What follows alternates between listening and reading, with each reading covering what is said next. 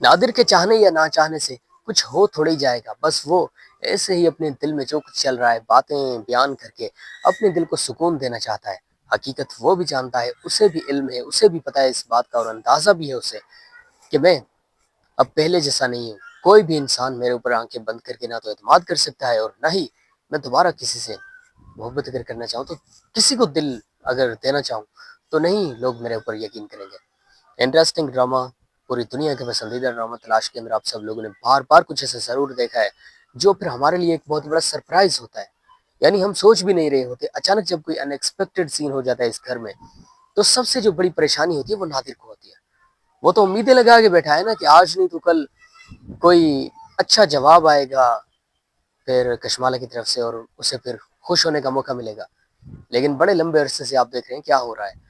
Interesting drama سے کتنی محبت کرتے ہیں آپ، کامنٹس میں اپنی بہترین رائے کا اظہار ضرور کریں۔